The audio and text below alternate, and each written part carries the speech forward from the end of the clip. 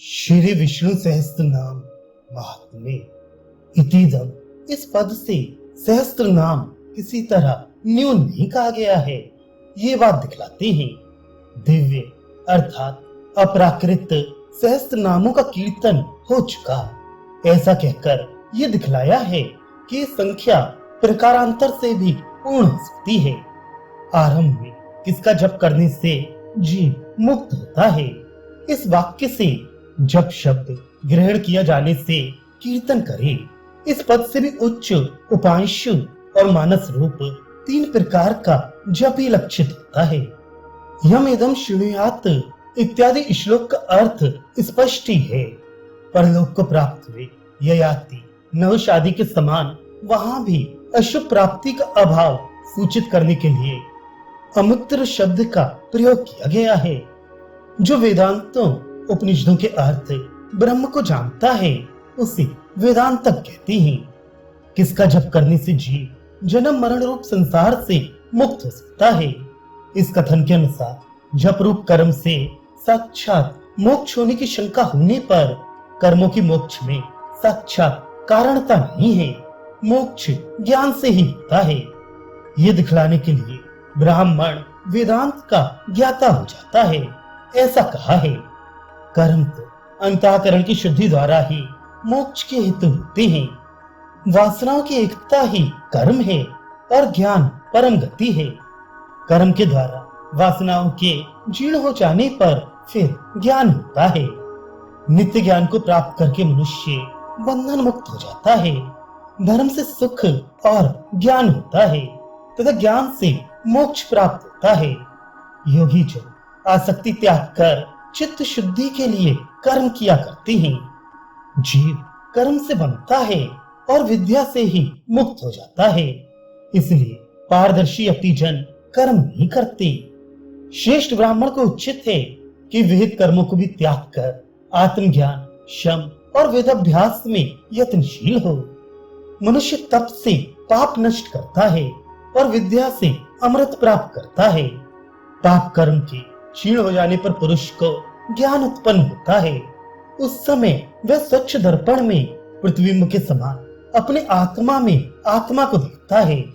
इत्यादि स्मृतियों से तथा इस आत्मा को ब्राह्मण लोग वेदानुवचन से, यज्ञ से, दान से, तप से और अनशन से जानने की इच्छा करते हैं। और मनुष्य जिस किसी भी वस्तु से अथवा धर्म होम से यजन करे किंतु इससे उसका मन ही शुद्ध होता है। इत्यादि श्रुतियों से भी कर्म अंतःकरण की शुद्धि के ही हेतु सिद्ध होते हैं। मोक्ष तो ज्ञान से ही होता है। ज्ञान से ही कैवल्य प्राप्त होता है, उससे मुक्त हो जाता है। ब्रह्म को जानने वाला परम पद को प्राप्त कर लेता है। आत्मज्ञानी शोक से तर जाता है। जो ब्रह्म को जानता है ब्रह्म ही हो जाता है। ब्रह्म हुआ ही ब्रह्म को प्राप्त होता है। उसे जानकर ही मृत्यु को पार करता है। मोक्ष के लिए कोई और मार्ग नहीं है। ब्रह्मानंद को जानने वाला किसी से भी भय नहीं मानता। यदि उसे यहाँ जान लिया तब तो ठीक है, और यदि नहीं जाना तो बहुत बड़ी हानि है। जब मनुष्य आकाश को चमड़े के समान लपेट लेंगे तब देव को बिना जाने भी दुख का अंत हो जाएगा। अमतत्व कर्म से, प्रजा से या धन से प्राप्त नहीं होता, वह तो एक त्याग से ही प्राप्त होता है। वेदांत विज्ञान से जिन्होंने अर्थ का निश्चय कर लिया है तथा जो संन्यास योग से शुद्ध चित्त हो गए हैं, वे सभी अतिजन प्रलय के समय ब्रह्मलोक में परम अमृत होकर मुक्त हो जाते हैं। इत्यादि श्रुतियों से यही बात सिद्ध होती है। शूद्र सुख प्राप्त कर सकता है किंतु श्रवण मात्र से ही, जप यज्ञ से नहीं, क्योंकि श्रुति में कहा है अतः शूद्र का यज्ञ में अधिकार नहीं है। ब्राह्मण को आगे करके चारों वर्णों को श्रवण कराए। इत्यादि वाक्यों से महाभारत में उसे श्रवण की आज्ञा दी गई है। हरिवंश में कहा है शूद्र योनि को श्रवण से ही शुभ गति प्राप्त होती है। अतः जो शूद्र श्रवण करता है वह सुख पाता है। धर्म चाहने वाला धर्म, अर्थ चाहने वाला अर्थ, कामनाओं वाला काम और संतान चाहने वाला संतान प्राप्त करता है। आत्मा के सहित मन से अधिष्ठित चक्षु आदि की अपने अपने विषयों के अनुरूप प्रवृत्ति को काम कहते हैं। जो उत्पन्न हो वह प्रजा यानी संतति है। जो भक्तिमान पुरुष सदा उठकर पवित्र और तद्गत चित्त से भगवान वासुदेव के इस सहस्त्र नाम का कीर्तन करता है, वह महान यश, जाति में प्रधानता, अचल लक्ष्मी और सर्वोत्तम कल्याण प्राप्त करता है। उसे कहीं भय नहीं होता। वह वीर और तेज प्राप्त करता है तथा निरोग, कांतिमान और बल, रूप एवं गुण से संपन्न होता है। रोगी रोग से, बंधा हुआ बंधन से, भयभीत भय से और आपत्तिग्रस्त आपत्ति से छूट जाता है। पुरुषोत्तम की सहस्त्र नाम से भक्ति पूर्वक नित्य प्रति स्तुति करने से पुरुष शीघ्र ही दुखों से पार हो जाता है। वासुदेव के आश्रय रहने वाला वास्तविक परायण मनुष्य सब पापों से शुद्ध चित्त होकर सनातन ब्रह्म को प्राप्त होता है। वासुदेव के भक्तों का कहीं भी अशुभ नहीं होता तथा उन्हें जन्म, मृत्यु, जरा और रोगों का भय भी नहीं रहता। इस स्तुति का श्रद्धा भक्ति पूर्वक पाठ करने वाला पुरुष आत्म सुख, क्षमा, लक्ष्मी, धैर्य, स्मृति और कीर्ति से युक्त होता है। भक्तिमान इत्यादि श्लोक से भक्ति युक्त, पवित्र, सदाई उद्योगशील, समाहित चित्त, श्रद्धालु एवं विशिष्ट अधिकारी पुरुष के लिए विशेष फल का निर्देश करते हैं। आस्तिकता युक्त बुद्धि का नाम श्रद्धा है। भजना या तत्पर होना भक्ति है। आत्मा के सुख को आत्म सुख कहते हैं। उस आत्म सुख और शांति आदि गुणों से संपन्न हो जाता है।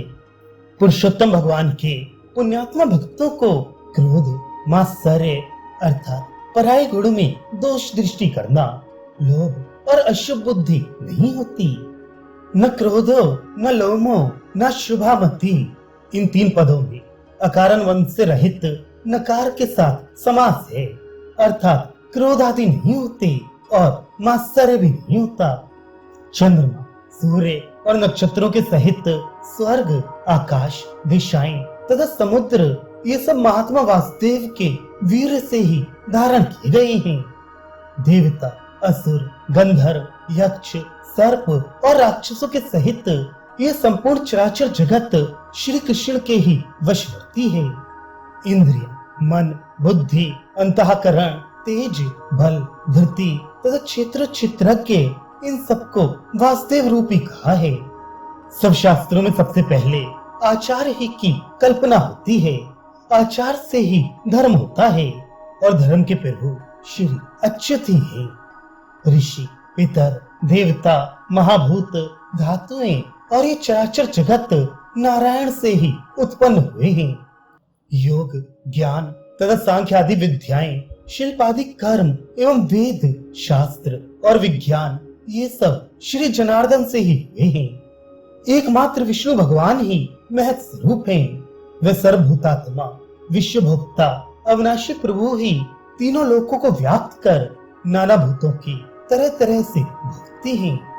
जिस पुरुष को श्रेय अर्थात कल्याण और सुख पाने की इच्छा हो वह श्री व्यास जी के कहे हुए भगवान विष्णु के इस स्तोत्र का पाठ करे। एवं स्तवम इत्यादि से ये दिखाते हैं कि इस स्तोत्र को सहज शास्त्रों के ज्ञाता, सर्वज्ञ, साक्षात नारायण भगवान कृष्ण द्वैपायन ने ही बनाया है। इसलिए सभी कामना वालों को सब प्रकार का फल प्राप्त करने के लिए इसे श्रद्धा पूर्वक पढ़ना चाहिए। जो पुरुष विशेषर, अजन्मा और संसार की उत्पत्ति तथा लय के स्थान देवदेव, पुंडरीकाक्ष को बचते हैं उनका कभी पराभव नहीं होता। विशेषरम इत्यादि से ये दिखाते हैं कि वे स्तुति करने वाले श्री विशेषर की उपासना से ही धन्य, कृतार्थ अर्थात कृतकृत्य हो जाते हैं। व्यास जी का वचन है, यज्ञ आदि कर्म करने वालों का यज्ञ में जो कर्म प्रमादवश भ्रष्ट हो जाता है वह श्री विष्णु भगवान के स्मरण मात्र से पूर्ण हो सकता है, ऐसा श्रुति कहती है। जिस प्रकार मनुष्य धन की इच्छा से धनवान की आदर पूर्वक स्तुति करता है, उसी प्रकार यदि विश्वकर्ता की स्तुति करे तो कौन बंधन से मुक्त नहीं हो जाएगा। यह सर्व सुखदायिनी, श्रुति, स्मृति, न्याय अनुसारिणी सहस्त्र नाम संबंधी व्याख्या श्री हरि के चरणों में समर्पण की जाती है।